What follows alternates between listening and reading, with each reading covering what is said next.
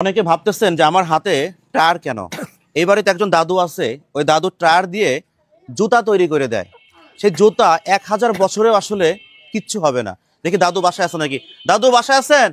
হ্যাঁ বাসায় আছি। আসেন দাদু আসেন। আচ্ছা আচ্ছা আচ্ছা, এই যে আমার দাদু আসতেছে। আচ্ছা, ভালো আছেন? দাদু ভালো আছেন? আসেন দাদু আসেন। আচ্ছা আচ্ছা একটু নিচে নামবেন দাদু। আচ্ছা, শরীর ভালো আছে আপনার? শরীর ভালো আছে, বুড়ো স্যার। আচ্ছা দাদু, দাদু আমি একটা টায়ার আনছি। হ্যাঁ, এটা দিয়ে দাদু আপনি কি আমাকে এক জোড়া জুতা বানিয়ে দিতে পারবেন? তা মনে হয় যাবেন যাবেন। পারবেন তো দাদু? হ্যাঁ পারবো পারবো। সত্যি পারবেন? পারবো পারবো। আচ্ছা আচ্ছা দর্শক, দেখবো দাদু কিভাবে জুতা তৈরি করে। আর জুতা শত শত বছর চলে যায়, তো নষ্ট হয় না। না দাদু, অক্ষয় টাইম অক্ষয় জুতা।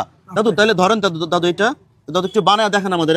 আচ্ছা আচ্ছা, প্রথমে দাদু টায়ারটি হাতে পাওয়ার পরে টায়ারটি সুন্দর করে কাটতে লাগলো। তারপরে আমার পায়ের মাপ অনুযায়ী একটা ফর্মা টায়ারের উপরে রেখে সেই টায়ারটি সুন্দর করে কাটতে লাগলো। তারপরে দাদু এদিক ওদিক দেখলো সবকিছু ঠিক আছে নাকি। যখন ঠিক হলো তখন দাদু আবার সেই বাটাল দিয়ে টায়ারের ভিতরে সুন্দর করে একটু জায়গা করে নিল, যেন সেখানে ফিতা ঢুকানো যায়। এরকম করে দাদু সামনে 2 জায়গা এবং কি পেছনে 2 জায়গা সেই ফিতাটা ঢুকানোর জন্য সুন্দর করে একটা রাস্তা তৈরি করলো। তারপরে দাদু স্যান্ডেলের ফিতা তৈরি করার জন্য কলম দিয়ে দাগ দিল এবং কি সেটা সুন্দর করে দাগ দিয়ে কেটে তারপরে তিনি সেখান থেকে স্যান্ডেলের ফিতা খুব সুন্দর যত্ন সহকারে তৈরি করলো। স্যান্ডেলের ফিতা কাঠের উপরে রাখতে মনে হলো এটাও একটা স্যান্ডেল। সেম একই মাপে দাদু আর একটা ফিতা তৈরি করলো।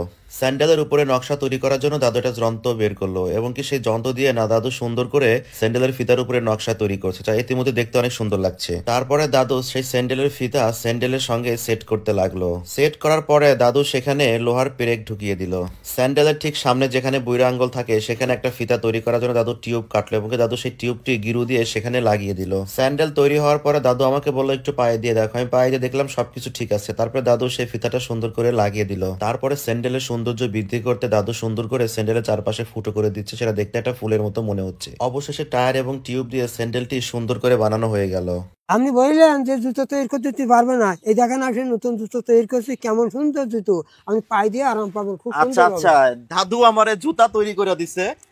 মানে কত সুন্দর জুতা, খেয়াল করা যায়। একটু সামনে আসেন ভাই, একটু সামনে আসেন।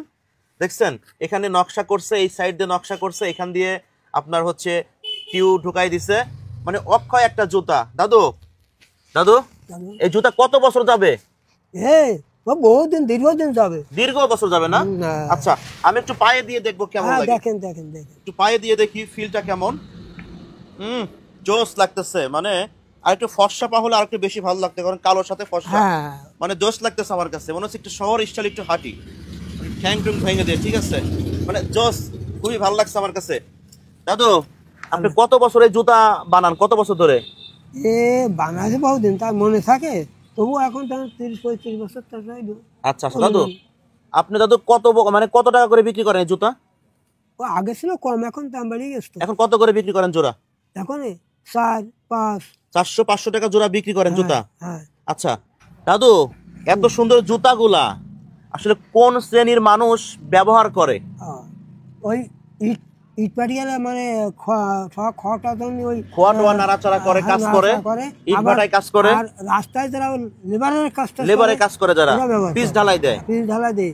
ও আচ্ছা আচ্ছা। আর ওই যারা ওই কারখানা ওই ইট পাটি লোহা লটকা নিয়ে দোকান করে হয়েছে, ওরা ব্যবহার, মানে যেগুলা ভারী কাজ তারা এগুলা ইউজ করে, যেন এটা সহজে ক্ষয় না যায়। ক্ষয় হয় না বলেই তো ওরা নেয়, এই জন্য নেয় না।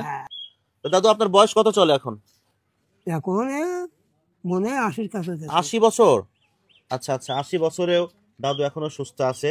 যাই হোক দর্শক, আমি আবারও জুতা জোড়াটা খুলতেছি। সুন্দর একটা জুতা দাদু তৈরি করে আমাদের মাঝে দেখালেন। এটা চলে যাবে এখন, সরাসরি চলে যাবে যশোর থেকে পাবনা। দর্শক আমরা এখন আসি যশোর জেলা মনিরামপুর বাজারের পাশে দর্শক মন্ডলী। যাই হোক, আমি ভিডিওটুকু শেষ করব। তো দাদুর এমন প্রতিভা দেখে সত্যি কথা আমি রীতিমতো অবাক হয়ে গিয়েছি। আপনাদের কার কাছে কেমন লাগছে অবশ্যই জানাবেন। ধন্যবাদ সবাইকে।